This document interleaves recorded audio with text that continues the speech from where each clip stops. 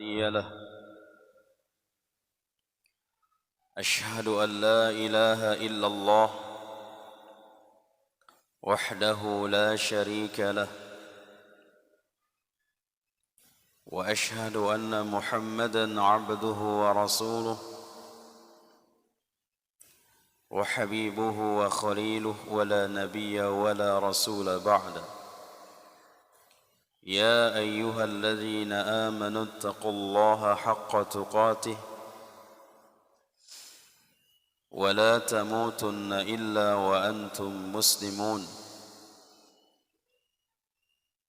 أما بعد فإن أصدق الحديث كتاب الله وخير الهدي هدي محمد صلى الله عليه وسلم وشر الأمور محدثاتها وكل محدثة بدعة وكل بدعة ضلالة وكل ضلالة في النار. أحبتي في الله,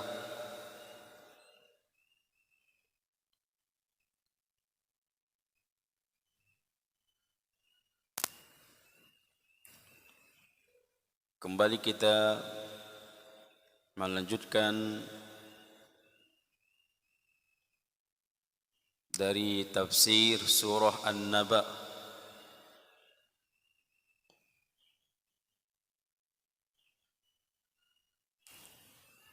Allah Subhanahu wa ta'ala mengatakan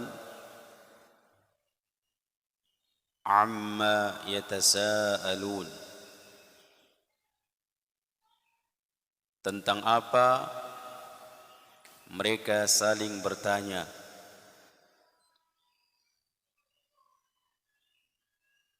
Anin naba'il azim, tentang berita yang besar. Kemarin kita sampaikan ditafsirkan oleh Ibnu Abbas, kemudian Ibnu Zaid, bahwa berita yang besar itu adalah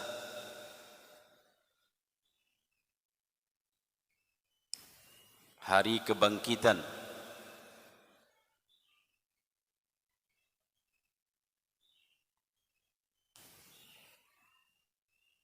Orang-orang kafir Makkah pada waktu itu tidak percaya dan tidak beriman adanya hari kebangkitan atau hari kiamat. Tapi mereka percaya adanya Allah. Mereka percaya adanya Allah. Dan mereka tidak percaya adanya hari kiamat. Makanya Allah mengatakan wala in sa'altahum man khalaqas samawati wal ardh. Wahai Muhammad, kalau engkau tanya mereka siapa yang menciptakan langit dan bumi, bahkan man khalaqahum, siapa yang menciptakan mereka, jawabannya sama, la yaqulunallah, pasti mereka akan menjawab Allah.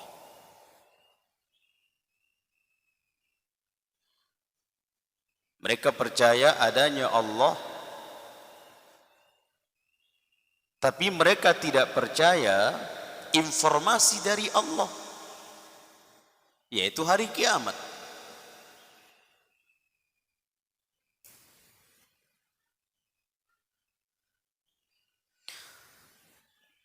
Kemudian Al-Imam Mujahid mengatakan berita besar yang dimaksud di sini di dalam ayat ini adalah Al-Quran. Sehingga mereka saling bertanya tatkala Al-Quran itu turun, kemudian disampaikan oleh Nabi dan juga dibaca oleh Nabi dan para sahabat.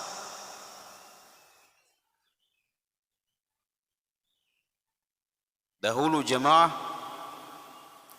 tidak mudah orang membaca Al-Quran kecuali mereka harus sembunyi-sembunyi. Kalau ada orang kafir mendengar para sahabat membaca Al-Quran dengan suara sedikit kuat sehingga kedengaran oleh orang-orang kafir, maka mereka akan dipukuli, mereka akan ditindas, dipukul. Gak mau mereka Al-Quran itu dibaca, apalagi di tengah-tengah mereka. Gak mau mereka. Kenapa? Karena kalau seandainya orang-orang yang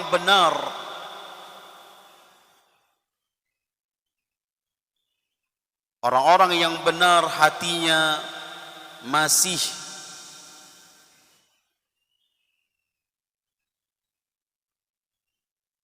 menginginkan kebaikan, maka hatinya akan seketika itu juga cinta dengan Al-Quran, suka dengan Al-Quran. Seketika itu juga. Makanya para tokoh-tokoh Quraisy di waktu itu mewanti-wanti, jangan dengarkan, jangan dengarkan omongan si Muhammad, jangan dengarkan mantra-mantra yang dibaca si Muhammad. Yang mereka maksud adalah Al-Quran. Karena tatkala kalau kita mendengarkan, langsung tersihir kita. Itu diwanti-wanti oleh mereka.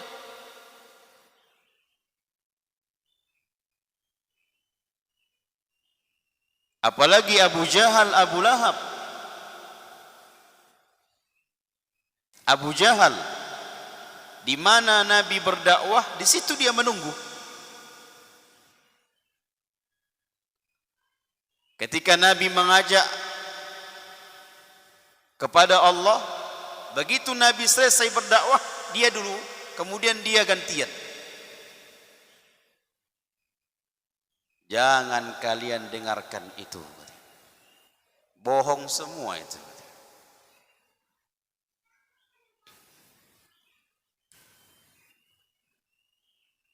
Jadi di waktu ketika Al-Quran diturunkan,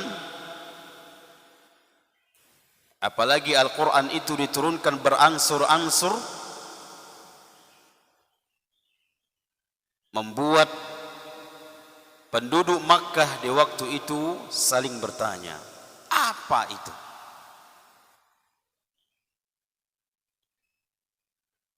Sebagian beriman, itulah para sahabat. Sebagian kafir, dan sebagian pertengahan, beriman tidak, mengingkari tidak.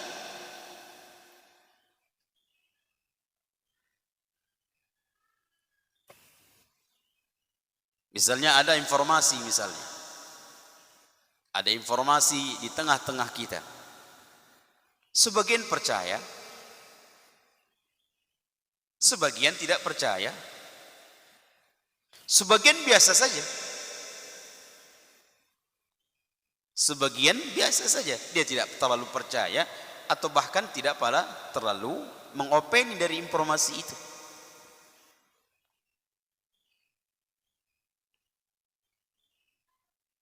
Maka orang-orang Quraisy di waktu itu atau orang-orang kafir Makkah di waktu itu yatasaalun, saling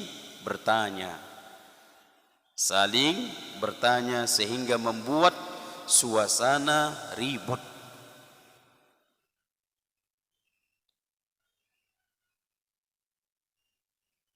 Jadi Imam Mujahid mengatakan informasi yang dimaksud di dalam surah An-Naba ini adalah Al-Quran. Kemudian sebagian ulama mengatakan yang dimaksud dengan informasi yang besar ini adalah kerasulan atau kenabian Rasul sallallahu alaihi wasallam. Informasi yang besar ini yang membuat kota Makkah saling bertanya, yang membuat kota Makkah penduduknya ribut ketika Nabi kita Muhammad sallallahu alaihi wasallam diangkat menjadi nabi dan diangkat menjadi rasul. Ayat diangkatnya Rasul kita Muhammad bin Abdullah menjadi nabi, ayat yang mana?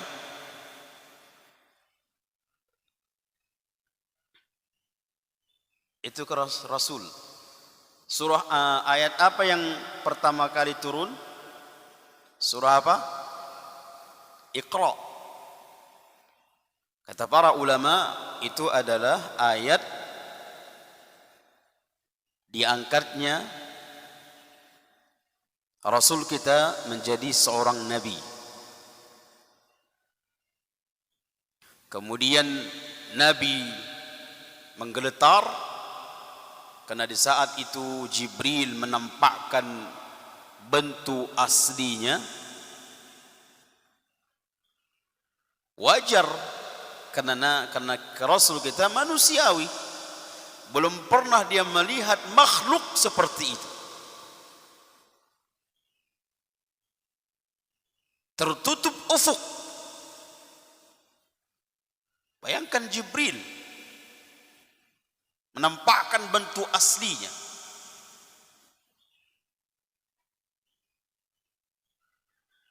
Yang Jibril itu memiliki sayap 600 sayap.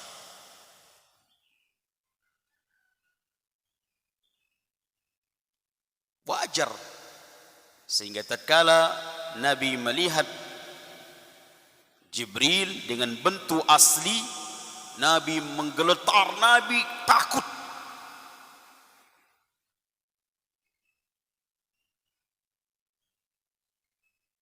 Akhirnya masuk ke rumah, meminta kepada istrinya. Waktu itu siapa istrinya? Khadijah. Zammiluni, zammiluni, zammiluni. Selimuti aku, wahai Khadijah, selimuti aku.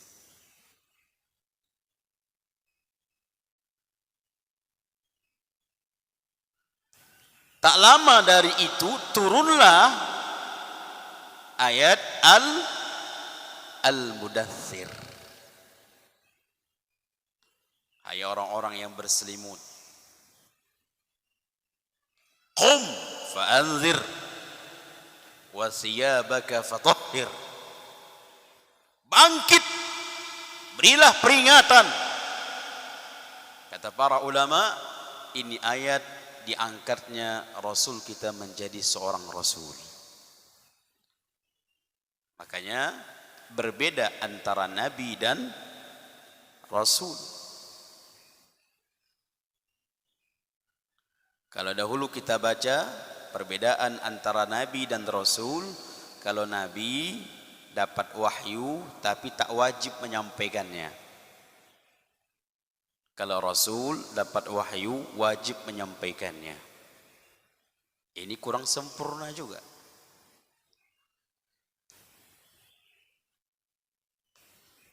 Namun yang lengkap adalah sebagaimana disebutkan di dalam kitab yang dikarang oleh Syekh Al-Fauzan,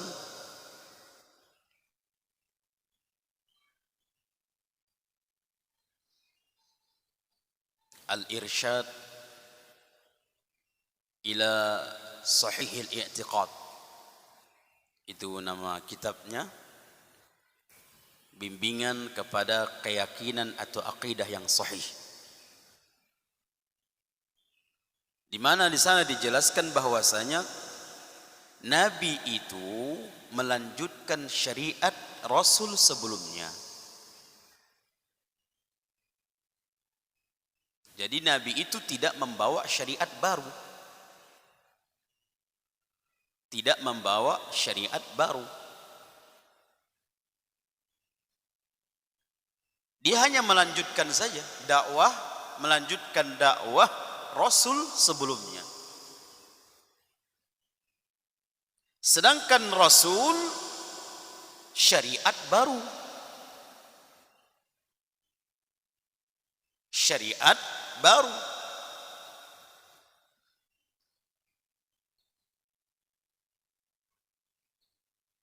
Sehingga boleh enggak kita mengikuti syariatnya Nabi Isa? Boleh? Boleh jemaah? Enggak boleh. Syariatnya Nabi Musa enggak boleh. Karena kita sudah memiliki Nabi dan Rasul dan membawa syariat baru, menyempurnakan syariat-syariat sebelumnya.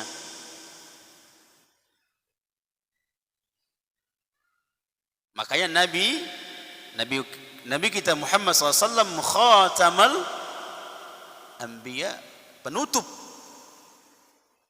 penyempurna. Disebutkan dalam hadis, diibaratkan sebuah bangunan yang begitu indah, namun ada satu lubang yang belum tertutupi, seperti besarnya sebesar batu bata misalnya. Bangunan cantik, sehingga setiap orang melihatnya, kalau seandainya ditutupi itu lubang, sungguh sempurna ini bangunan. Kata Nabi SAW, disitulah Nabi berfungsi menutup lubang itu. Sehingga menyempurnakan semua syariat-syariat sebelumnya, sempurna ketika syariat itu turun kepada Nabi kita Muhammad SAW. Jadi kenapa lagi kita mencari syariat yang lain? Makanya keliru, salah fatal sekali, kekeliruan sekali, masih ada yang mengikuti syariatnya Nabi Khidir misalnya. Nabi enggak boleh. Nabi apa lagi? Nabi Musa misalnya. Sudah. Wajibnya kita mengikuti adalah syariat Nabi kita Muhammad. Enggak perlu lagi kita mengikuti syariat-syariat Nabi sebelumnya. Dan memang Allah perintahkan kita untuk mengikuti hanya syariat Nabi Muhammad. Akan tetapi la nufarriqu baina ahadihim, la nufarriqu baina ahadim minhum. Kita tidak boleh membedakan para nabi.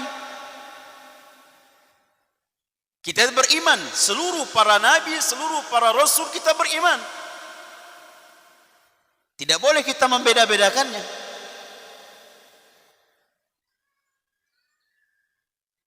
Namun tatkala mengikuti syariat, wajibnya kita hanya mengikuti syariat Rasul Muhammad sallallahu alaihi wasallam, karena kita adalah umatnya.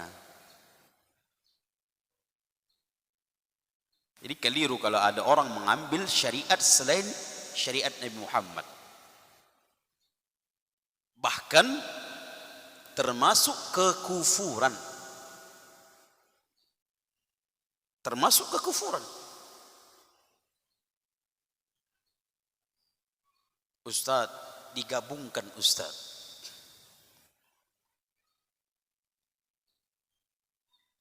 Di mana ada kekurangan syariat Rasul lagi? Sehingga mengambil syariat selain dari Rasul.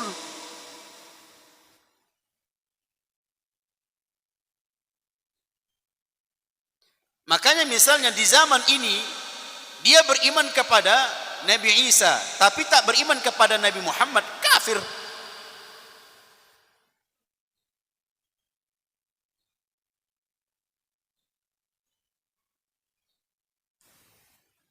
Dihitung, dikatakan atau dianggap kafir.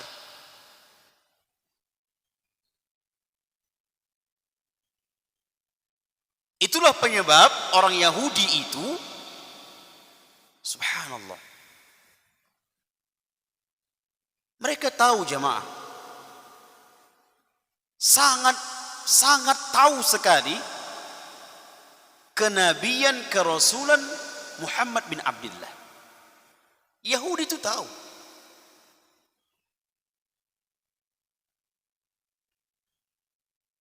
Yahudi tahu. Makanya Allah mengatakan di dalam surah Al-Baqarah,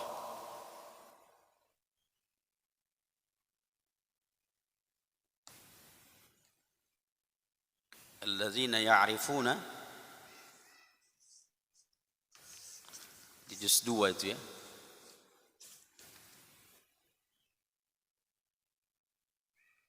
Naam. Alladzina atainahumul kitab ya'rifunahu kama ya'rifuna abna'ahum.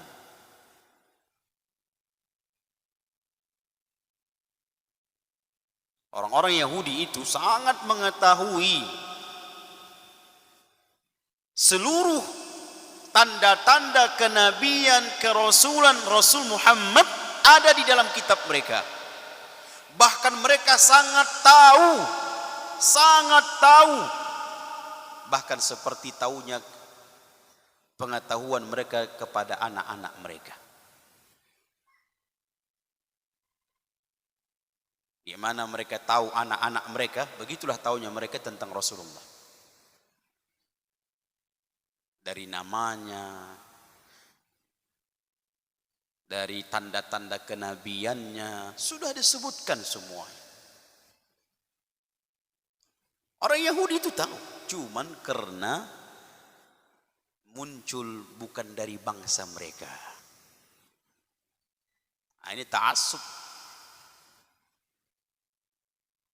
Makanya penyebab, di antara penyebab seseorang itu berpaling dari hidayah adalah ta'assubiyah.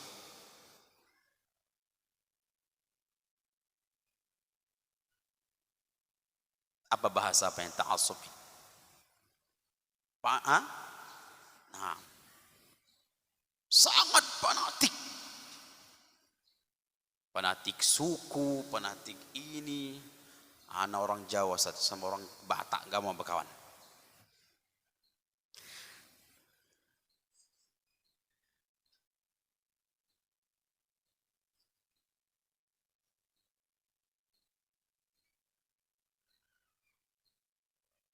Di zaman para sahabat itu terjadi.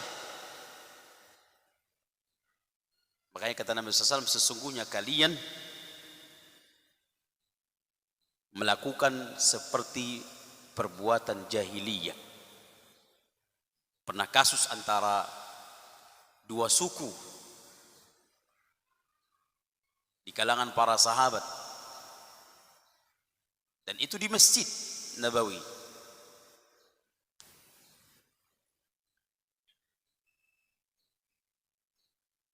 Dipanggilnya sukunya, suku ini bangkit, yang ini juga manggil lagi sukunya, kabilahnya.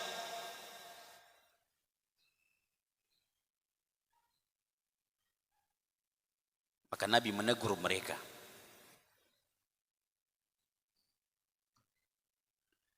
Jadi ahibati fillah, jadi anin naba'il azim, tentang berita yang besar. Sebagian ulama mengartikannya adalah, maksudnya adalah tentang diangkatnya Muhammad bin Abdullah menjadi nabi dan rasul. Sebelum diangkat Rasul menjadi nabi dan rasul, suasana kota Makkah aman, enggak ribut. Suasana kota Makkah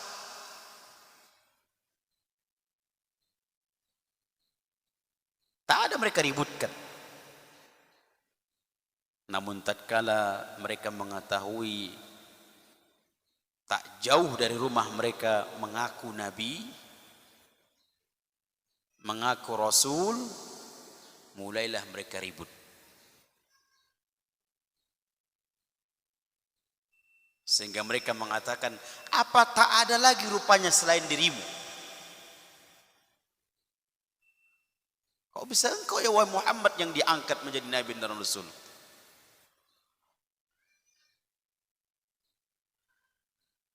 Apalagi tatkala Nabi mengumumkan di tengah-tengah kota penduduk Makkah, aku adalah seorang rasul utusan Allah. Makin ribut. Awalnya kan dakwah Nabi kan sir kan, rahasia. Ketika turun perintah untuk secara jahar, dakwah secara jihar, terang-terangan, mulai semakin ribut kota Makkah penduduknya. Maka di sini ada 3 maknanya ya. Anin naba'il azim, tentang berita yang besar, itu ada 3 makna. Sebagian ulama mengatakan maksudnya adalah tentang hari kiamat, hari kebangkitan. Yang kedua adalah Al-Quran. Yang ketiga adalah kenabian dan kerasulan Muhammad bin Abdullah sallallahu alaihi wasallam. Mana yang lebih rajih?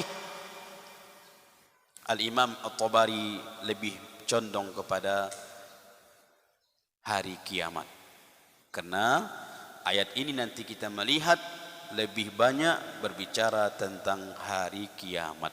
Sehingga arti yang lebih dipilih oleh Al-Imam At-Tabari tentang berita besar itu adalah maknanya dari 3 pendapat tadi. Beliau hanya memilih cuma 1, yaitu tentang hari kiamat.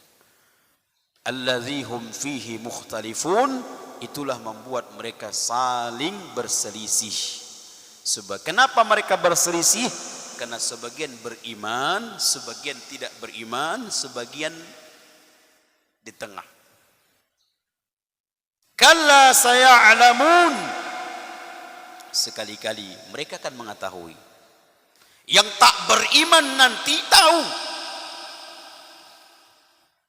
Yang tak beriman dengan hari kiamat, yang tak beriman dengan hari kebangkitan, kalla saya'lamun, mereka akan tahu. Dikuatkan lagi oleh Allah, summa kalla saya'lamun, kemudian mereka akan tahu. Makanya kita katakan kemarin bahwasanya di sini di dunia inilah butuh keimanan tentang hari kiamat. Kalau sudah terjadi hari kiamat, tak butuh lagi iman di situ karena sudah nampak semuanya. Di hari itu tidak dibutuhkan lagi iman. Makanya orang-orang kafir nampak neraka, ini rupa neraka.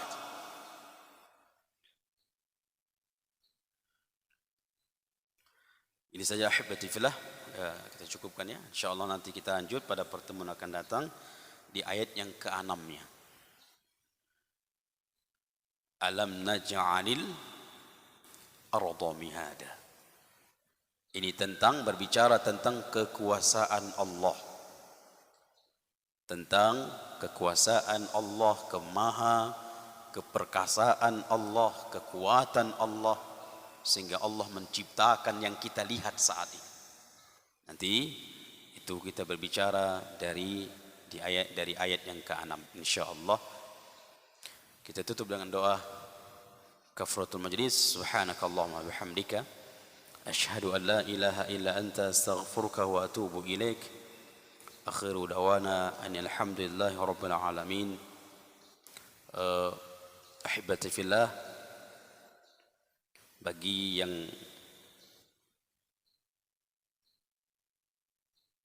ingin mengerjakan salat syuruq,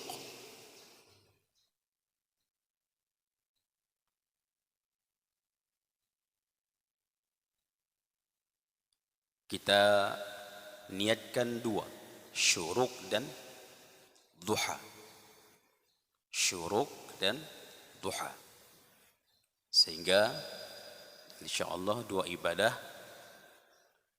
kita mendapatkannya. Karena ibadah sunnah tidak masalah digandakan niatnya. Ini saja. Akhiru dawana alhamdulillahi rabbil alamin. Assalamualaikum warahmatullahi wabarakatuh.